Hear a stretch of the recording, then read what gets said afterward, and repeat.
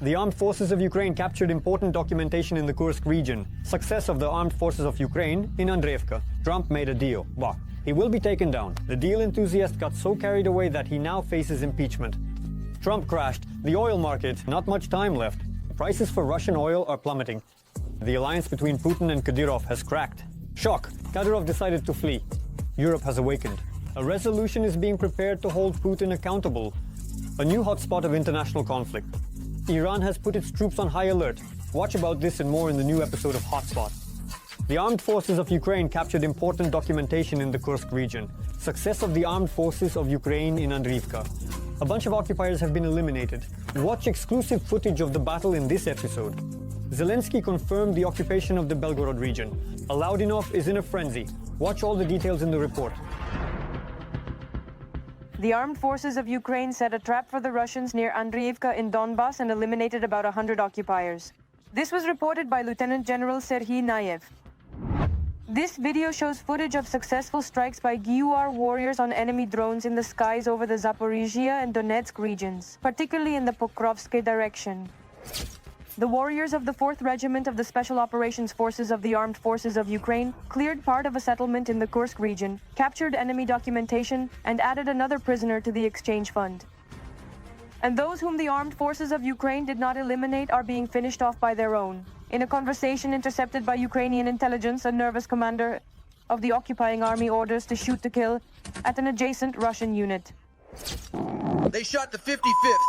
The battalion commander's order is to shoot them. Where are they? They are sitting in the village at the 84th maximum. Them, because our positions are being dismantled because of them. The decision to nullify their own was made due to disobedience and defiance of orders. The Russians are pounding our territory, Tosh, trying to reach the border of our section in the Kursk region. There are about 20 attacks and almost 300 artillery shellings. Yesterday it was quiet in the Kharkiv and Dnipro directions. Meanwhile, with the Russian army in complete disarray, Ukrainian President Volodymyr Zelensky announced a successful operation in the Belgorod region. Today, Commander-in-Chief Oleksandr Syrsky reported separately on the front our presence in the Kursk region and our presence in the Belgorod region. We continue to conduct active operations in the border areas on enemy territory, and this is absolutely justified. The war should return to where it came from. This is the first public confirmation from the Ukrainian side about the presence of Ukrainian armed forces units in the Belgorod region. Previously, the operation was not officially commented on. Zelensky noted that the main goal of these actions is to protect the Sumy and Kharkiv regions, which are systematically shelled by Russia. Commander of the Akhmat Special Forces, Apti Alaudinov, also mentioned how 2 weeks ago, Ukrainian armed forces tried to breach the border of the Belgorod region and allegedly suffered heavy losses. At the moment, in his opinion, the situation is good. However, the one who truly suffered losses is Alaudinov himself. Recently, his friend, the commander of the Akhmat UAV unit with the call sign Amur, was eliminated, a loss that Alaudinov described as an irreplaceable loss. The Kadyrovtsi are also mourning and expressing condolences on the Kursk front, for which they were responsible to Putin. The Russian side reports that the Ukrainian armed forces are trying to maintain control over a small section of the Sudza border area in the Kursk region by deploying new units to this area. As for their combat capabilities, in real battles, according to feedback from both the Russians and our military, they are not as formidable as they are impressive in appearance. Therefore, when their commanders start complaining about being thrown into battles for which they are not prepared or did not expect, as the saying goes, not for this did their mother raise them, it means they have suffered quite serious losses as a result of direct contact with the armed forces of Ukraine. Well, to make up for the losses, realistically assessing the situation, the Kremlin leadership decided to continue the work of the eliminated rebel Prigozhin and invite, as he once did, prisoners to fight. Such an offer was made to the convicts instead of the long-awaited amnesty in honor of the 80th anniversary of the victory in the Great Patriotic War. And what will ultimately bring down the Russian leadership is not people or even equipment, but the Kerch Bridge, which connects the temporarily occupied Crimea with Russian territory. The future elimination of it was hinted at by the commander of the Ukrainian Navy, Oleksandr Nezhpapa, But at the same time, he emphasized the need to maintain informational silence on this matter. Trump made a deal, he's going to be taken down. The deal enthusiast got so carried away that now he faces impeachment. Trump has really gone overboard. In a recent speech, he managed to insult every country on which he imposed tariffs. And he imposed them on every country in the world, except of course Russia. Watch the details in this episode. An international scandal that could cost Donald Trump the presidential seat. The American leader has really gone overboard. In one of his latest speeches, while boasting about his own importance, Trump insulted half the planet, at once. I'm telling you, these countries are calling us kissing my ass. They are dying. They want this deal so badly. Please, let's make a deal. I'll do anything, sir. But whether they kiss or not, reaching an agreement with the hot-tempered billionaire is unlikely for world leaders. The White House hasn't even responded to countries' requests for negotiations on the newly introduced tariffs. And although Trump and his trade officials assured that they are negotiating with partners, in reality, foreign governments that want to make a deal with the US are still waiting by the phone. Not much time left. Prices for Russian oil are plummeting. Tightening the belts even more won't work. Trump spilled the oil. The Kremlin is facing a terrifying shortage of petrodollars. The prices per barrel, budgeted in the Russian Federation for the 25th year, assume $70 per barrel. But in fact, the price is around $50. Experts will provide the details. The price of Urals oil has approached $50, the lowest in more than the last 2 years.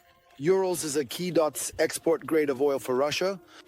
Just last month, the Russian Ministry of Finance stated that it expects an average price of $60 per barrel. This is despite the fact that the budgeted price is $70 per barrel. We are monitoring the situation very closely, which is currently characterized as extremely unstable, tense, and emotionally charged. The comment from Putin's spokesperson speaks for itself. The Kremlin understands that if the price continues to fall or remains at such a low level, the budget deficit in Russia will increase. Crude oil prices are crucial for Russia's federal budget, which, according to government data, received almost 30% of its revenues from oil and gas in January-February. As the country's expenses accelerated in the first 2 months of the year due to the war in Ukraine, any decrease in revenue could put pressure on the country's finances. This is not the first drop in oil prices. Putin has faced similar situations in 2008 and 2014. But back then, Russia had reserves. Now the situation is more complicated. Back then, they actively took money from the NWF, the National Wealth Fund. Now there's not much to take from. This money has mostly been spent on the war. There are quite a few projects in Russia that can be fairly easily cut. Much less money will be spent on various public works. Within Russia, this will mean an economic downturn. In Russia too, perhaps the war expenses will be down slightly reduced, but probably not drastically. Reuters, citing its sources, reports that the Bank of Russia has already warned the government about the threat of a prolonged collapse in oil prices. A similar price collapse occurred in the 1980s, and at that time it led to the dissolution of the Soviet Union. The main channel of influence might be through changes in oil prices, a decrease in oil prices, because if such tariff wars, and we see an escalation of tariff wars, continue further, it usually leads to a decline in global trade, the global economy, and possibly the demand for our energy resources. Therefore, there are risks here. The budget deficit in Russia, the depreciation of the ruble, these are inevitable factors that Russia will face this year. How bad it will get depends on how long and how low the oil price will drop. But such a situation is not new for Russia. So Russians are used to becoming poorer. This led to devaluation, a decrease in the ruble's exchange rate against the dollar, and to the freezing of wages and so on. But again, the Russian government has traditionally been skilled at negotiating with the population, suggesting that these difficulties are not due to poor economic policy by the government, but because of unfavorable foreign trade conditions. It's tough for us, so tighten your belts, citizens. Sanctions on Russia's shadow fleet and secondary sanctions on countries buying Russian oil have also affected the cost of Russian black gold. According to many experts, $40 per barrel is critical for Putin. In this case, it will be easy to bring the head of the Kremlin to the negotiating table. Every voice matters. Join our community, support independent journalism, and help us bring you the truth from Ukraine. Become a member of Ukraine today. Join us now. The alliance between Putin and Kadyrov has cracked. Shock, Kadyrov decided to flee. Ramzan has completely broken ties with Putin. Kadyrov's secret negotiations with Arab countries have come to light. He was seeking security guarantees for his family on the side, but the Kremlin found out about everything. Watch the details in the broadcast. The alliance between Putin and Kadyrov has failed. The Kremlin learned about the Chechen leader's escape plan. Thank you for finding the time to come. We've been waiting for you for 13 years, but... But hold on. Let's go in order. It's no secret that Kadyrov positions himself as a negotiator and the main problem solver, including in the Middle East and the Arabian Peninsula. This is an image that was crafted for Ramzan Kadyrov during a time when everything related to Kadyrov and the Kadyrovites was perceived by the Russian establishment at a high level. That is, when certain visits by the Russian delegation were organized to the Arab world, Ramzan Kadyrov or those close to him were automatically included. And it's quite logical to assume why Kadyrov wouldn't take advantage of this for his own purposes. According to Kavkaz Realy, the head of Chechnya tried to hide from the federal center the increased contacts with other states related to personal goals. Accordingly, at some level, considering that the assets today amount to tens of millions of dollars, Ramzan Kadyrov can buy himself some limited security in the Arab world. Maybe, yes, definitely. As is known, the head of Chechnya keeps a lot of money and mansions in the Emirates. But is everything so simple in this regard? But when the aspect of Ramzan here is the phenomenon of Ramzan Kadyrov.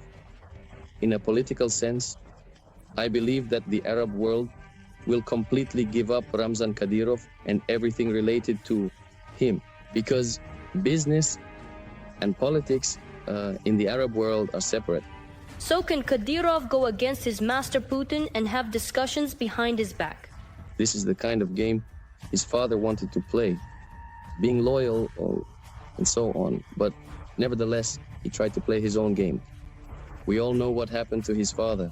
His father was eliminated. That is, they brought him, set him on a bomb, and blew it up. Today, a terrorist attack was carried out in Grozny.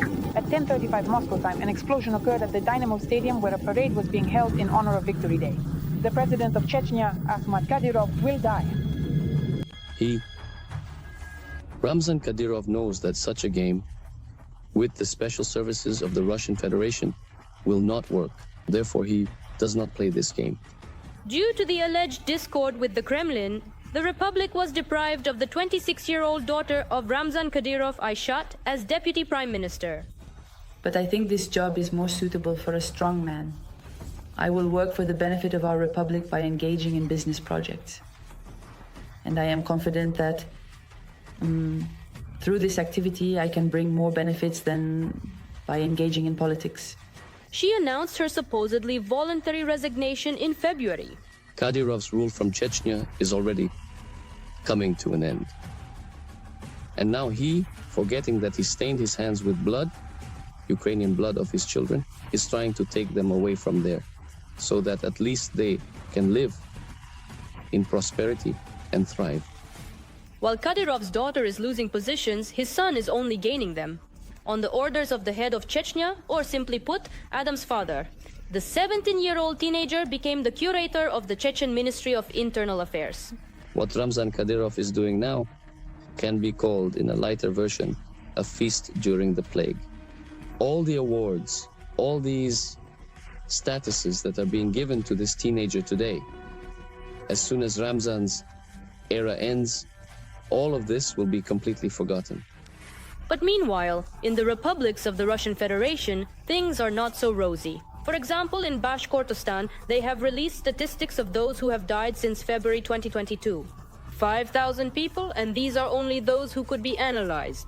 And what about in other republics? The mood of the Chechens living in Chechnya, no one is interested in their mood. They are currently focused on survival. Every Chechen who does not work in the structure, who does not work in the military department, is surviving. He lives one day at a time. While some seek refuge in the Arab Emirates, thousands of people from Russian republics are sent to the front. Some are lured by money, others are simply taken by force. The losses are enormous, but the Kremlin continues to use these regions as expendable material for its war. It's impossible to remain unpunished after such a number of war crimes. Europe has awakened. A resolution is being prepared to hold Putin accountable. A tribunal is already being established, along with the mechanism for its implementation. How Europe plans to hold Putin accountable? Watch in this episode. The foundation of this report is justice, a call for the creation of a special tribunal, emphasizing that there can be no impunity after such a number of war crimes, crimes of aggression that initiated everything else. Simultaneously, the process of establishing the tribunal is already in its final stage. And political consultations are also continuing. Already tomorrow, on Wednesday, there will be a vote on the draft of this resolution. That is, its full plan with all the points will be put to a vote on Thursday. Overall, this resolution is one of the most important on the agenda this week, because the moment is approaching when the special tribunal for Putin should already start functioning. For this mechanism to work perfectly, like Swiss watches it must be fully thought out. And the Ukrainian delegation is currently evaluating it very positively and places great hopes on it. Regarding another point, in the area of pressure on the Russian dictator. Let's listen. The resolution is good, strong. It concerns the tribunal, where we are already moving to the practical part. Regarding the tribunal, we envision its creation through the signing of a special agreement between Ukraine and the Council of Europe, the ratification of the tribunal statute and its technical formation, including Western judges and all necessary components. This is a serious organization that will operate for more than 1 year. There is also a financial aspect to consider, and it needs to be initiated. I will also add that today at 6, local time, at 6, in the evening, I have an exclusive interview scheduled with the President of the Parliamentary Assembly of the Council of Europe, Theodoros Rousopoulos. As is already known, he supports Ukraine. He initiates all resolutions, all votes in support of Ukraine. And today we will have the opportunity to record an interview with him exclusively for the Freedom TV channel. And our viewers will see this interview soon. A new hotspot of international conflict. Iran has put its troops on high alert ahead of nuclear talks with the USA. If no agreement is reached, America is ready to bomb Tehran. Experts will provide details about the situation in the region. Iran refuses the demand of US President Donald Trump to hold direct talks with Washington regarding its nuclear program. At the same time, according to Reuters, Tehran has expressed its willingness to continue consultations through intermediaries, specifically through Oman. This country is a traditional channel for exchanging messages between the parties. An Iranian official, speaking on condition of anonymity, told Reuters that such a dialogue would allow for an assessment of, quote, the seriousness of Washington's intentions regarding a political settlement of the issue. However, the American leader Donald Trump remains adamant and continues to insist on direct contacts with the Iranian side.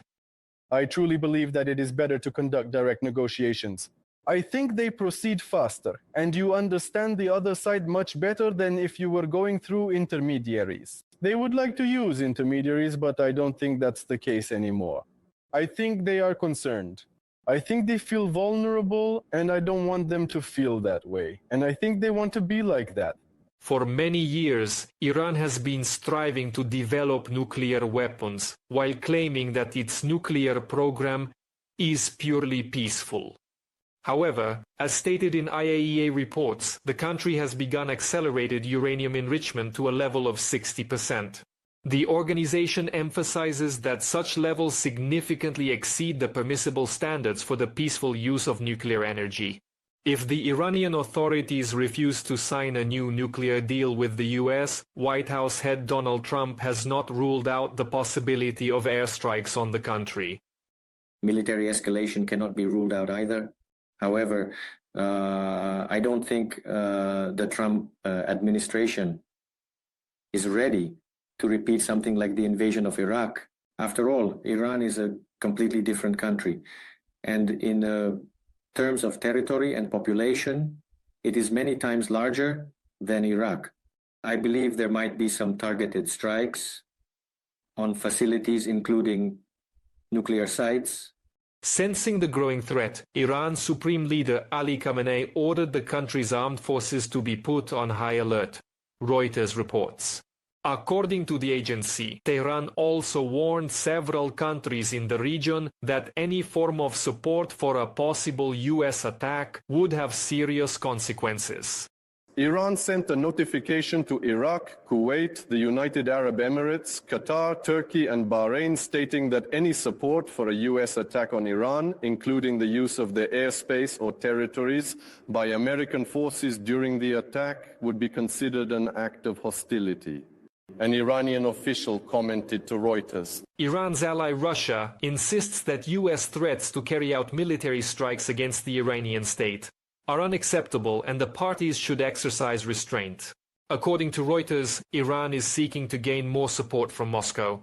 At the same time, the Iranian state harbors no illusions. In Tehran, there is skepticism towards Russia's position, noting its commitment to Washington. The Iranian leadership is evidently, if not in a state of panic, then close to it.